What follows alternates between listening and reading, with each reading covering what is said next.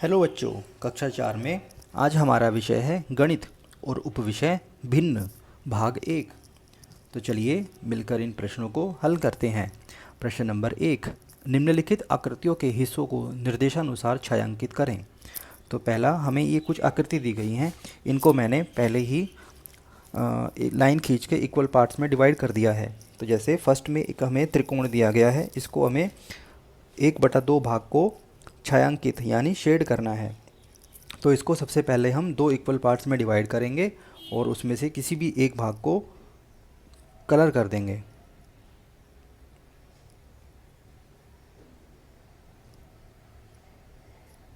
इसी तरह अगला है एक गोला या सर्कल। इसमें हमें इसको पहले हम 4 इक्वल पार्ट्स में एक वर्टिकल और एक डायगोनल लाइन खींच के डिवाइड कर देंगे और उसमें से फिर एक पार्ट को 4 में से शेड करेंगे या कलर करेंगे।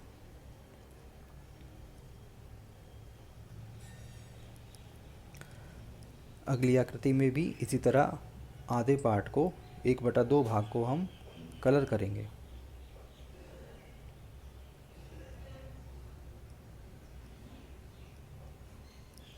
उससे अगली आकृति में भी हम 3/4, तो हमें पहले 4 इक्वल पार्ट्स में बराबर पार्ट में इसको बांटना है और उसके बाद 3 पार्ट को कलर कर देना है।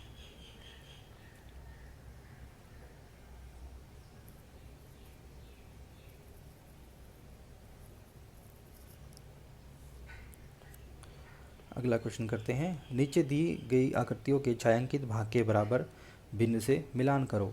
तो हम देखते हैं पहली आकृति में 2 इक्वल पार्ट्स में डिवाइड करके एक पार्ट में कलर किया हुआ है, तो इसको हम 1/2 से मिलाएंगे क्योंकि 2 में से एक को कलर किया गया है। अगली आकृति में हम 1 2 3 4 में से एक को किया गया है तो होगा 1/4। उससे अगली आकृति में 1 2 3 4 में से 3 को कलर किया गया है या छायांकित किया गया है, तो इसको मिलाएंगे हम 3/4 से। अगली आकृति हम देखते हैं, इसमें है 1 2 3 4 में से 4 को ही कलर या छायांकित किया गया है, तो इसको मिलाएंगे 4/4 से। इसको हम 1 भी लिख सकते हैं क्योंकि एक पूरी आकृति को भी छायांकित किया गया है। प्रश्न नंबर 3, निर्देशानुसार यदि निम्नलिखित वस्तुओं को विभाजित किया जाए तो प्रत्येक व्यक्ति को कितना मिलेगा। नीचे दी गई तालिका को पूरा करें। एक आपके लिए किया गया है। तो जैसे पहले हमारे पास वस्तुएं हैं 12 फूल, तो अगर यदि हम उसको 2 लोगों में विभाजित करें तो उसको 2 से भाग करना पड़ेगा। तो 12 को 2 से भाग करेंगे तो आएगा 6, तो एक व्यक्ति को मिलेंगे 6 फूल। इसी तरह अगर हम 1/4 भाग में यदि 4 लोगों में उसको विभाजित करें तो एक व्यक्ति को मिलेंगे 3 फूल।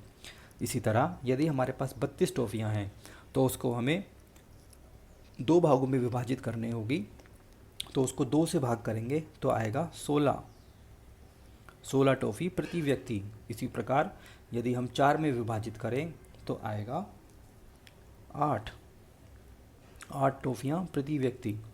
इसी तरह 20 चॉकलेट को अगर हम 2 में डिवाइड करें तो 2 से भाग करेंगे तो आएगा 10, और उसको 4 से भाग करें तो आएगा 5। अगला है 16 रंग, तो 16 को अगर हम 2 से भाग करें तो आएगा 8, और अगर हम 4 लोगों में विभाजित करें तो आएगा 4। प्रश्न नंबर 4, निम्नलिखित में से किस आकृति को 4 बराबर भागों में विभाजित किया जा सकता है। तो हम देखते हैं दूसरी आकृति में हम इस तरह से इसको 4 इक्वल पार्ट्स में 4 बराबर भागों में विभाजित कर सकते हैं, 1 2 3 4, तो हमारा उत्तर होगा ख। अगला है, नीचे एक चित्र दिया गया है, इसका 1/4 भाग दिया गया है, मतलब एक पूरे चित्र का ये 1/4 भाग है, 1/4 भाग है। आप इसे पूरा करिए। इसे पूरा करने के लिए आप ऐसे कितने चौथाई भाग बनाएंगे। तो हम देखेंगे, हम इसको पूरा करने के लिए हमें 4 में से 1 हमें दिया गया है, तो हमें 3 और भाग चाहिएंगे इसको पूरा करने के लिए, तो हम 3 बनाएंगे। जीवन कौशल खरीदारी कैसे करें, कक्षा 4। लागत मूल्य, विक्रय मूल्य, लाभ और हानि सामान्य शर्तें हैं जो खरीदारी से संबंधित हैं। जब लागत मूल्य विक्रय मूल्य से कम होता है तो लाभ होता है। हमें यहाँ देखना है कि लाभ होगा जब जब लागत मूल्य विक्रय मूल्य से कम होता है, यानी कि विक्रय मूल्य क्रय मूल्य से ज़्यादा होगा, और जब लागत मूल्य विक्रय मूल्य से अधिक होता है तो हानि होती है। तो चलिए इससे रिलेटेड एक प्रश्न करते हैं। रोहित की माँ उसे 1000 रुपये देती है और किराने का सामान खरीदने के लिए उसे पास के किराने की दुकान पर भेजती है। किराने की दुकान की दर सूची नीचे दी गई है। नीचे दी गई तालिका को पूरा करें और फिर उन प्रश्नों का उत्तर दें जो नीचे दिए गए हैं। तो पहला है चावल। तो चावल दिए जाते हैं 40 रुपये प्रति किलोग्राम। तो रोहित द्वारा खरीदे जाने वाले सामान की मात्रा है 1 किलोग्राम। तो रोहित द्वारा खर्च की गई राशि होगी, क्योंकि 40 रुपये के 1 किलो हैं और हमें 1 किलो सामान खरीदना है, तो हमारे द्वारा जो रोहित द्वारा जो पैसे खर्च किए गए वो होंगे ₹40। इसी प्रकार अगले देखते हैं रिफाइंड तेल। ये 107 रुपये पर लीटर है, तो हमें 2 लीटर खरीदना है, तो इसको 2 से गुना करेंगे तो ये आएगा 214। इसी प्रकार अगला है चीनी। चीनी 38 रुपये किलोग्राम है और हमें 2.5 किलो खरीदनी है, तो 2.5 किलो चीनी आएगी 95 रुपये की।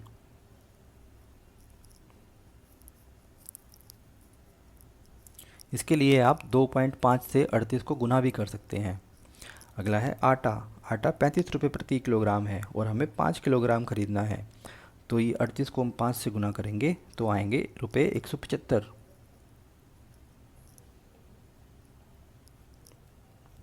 अगली है चाय पत्ती। चाय पत्ती 164 रुपये प्रति किलोग्राम है और हमें आधे किलो खरीदनी है, तो हमें इसको 2 से भाग करना पड़ेगा, तो ये आएगा ₹82।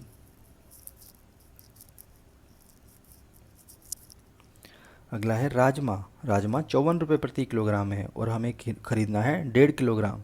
इसके लिए हम इसको 1.5 से भी गुना कर सकते हैं, तो हमारे पास रुपये आएंगे 81। मिश्रित दाल है 83 रुपये प्रति किलोग्राम और हमें खरीदनी है 3, तो हम 83 को 3 से गुना करेंगे तो ये आएंगे ₹249। अब पहला प्रश्न है रोहित द्वारा खर्च की गई कुल राशि। तो हम इन सभी को जोड़ेंगे, 40 जमा 214 जमा 95 जमा 175 जमा 82 जमा 81 जमा 249, तो हमारे पास होंगे ₹936। हम देखते हैं 1000 रुपये में से रोहित ने 936 रुपये खर्च कर दिए और कुल राशि थी हमारे पास 1000 रुपये, तो रोहित के पास शेष बची कुल राशि होगी 1000 घटा 936, ये होगी 64। तो हमारा उत्तर होगा ₹64। अगला प्रश्न देखते हैं। एक आदमी ने 10 किलोग्राम सेब 670 रुपये में खरीदे और उन्हें 810 रुपये में बेच दिया। बताओ कि वह लाभ में है या हानि में। तो हम देखते हैं कि उसकी लागत मूल्य, पहले यहाँ पर देखते हैं कि खरीदे 670 रुपये में खरीदे, तो लागत मूल्य या इसको क्रय मूल्य भी कहते हैं, ये है ₹670 और उन्हें बेचा 810 रुपये में, तो विक्रय मूल्य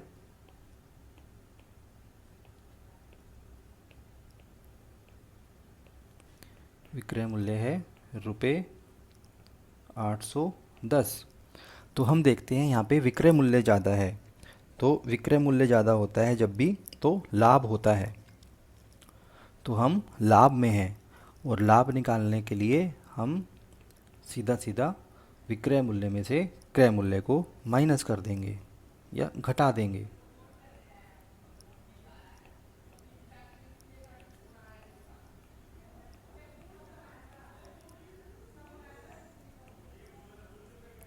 तो ये आएगा हमारे पास 810 घटा 670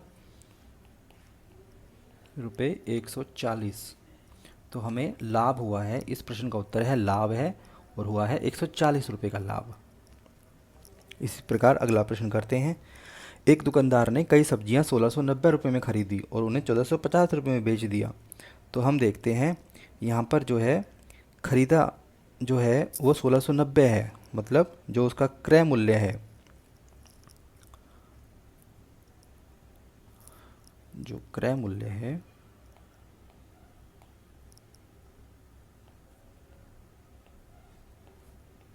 वो है रुपये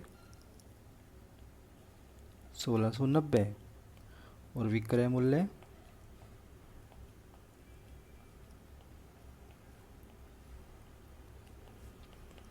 है रुपये 1450। तो अब हमारा विक्रय मूल्य क्रय मूल्य से कम है, तो इसका मतलब हमें होगी हानि।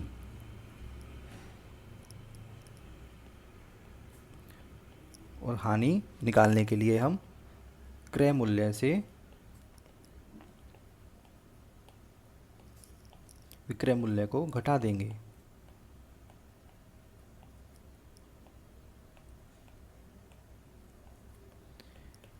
क्रय मूल्य है हमारा 1690, उसमें से हमें घटाना है 1450 को। तो हमारा उत्तर आएगा रुपये 240। तो इस प्रकार हम यहाँ देखते हैं कि इस दूसरे प्रश्न में हमें हानि हुई है और हानि हुई है 240 की, और पहले प्रश्न में हमें लाभ हुआ था और लाभ हुआ था रुपये 140 का। इसी के साथ ये वर्कशीट पूरी होती है। अगर आपको ये वीडियो अच्छी लगे तो इस वीडियो को लाइक कीजिए, शेयर कीजिए और चैनल को सब्सक्राइब कीजिए।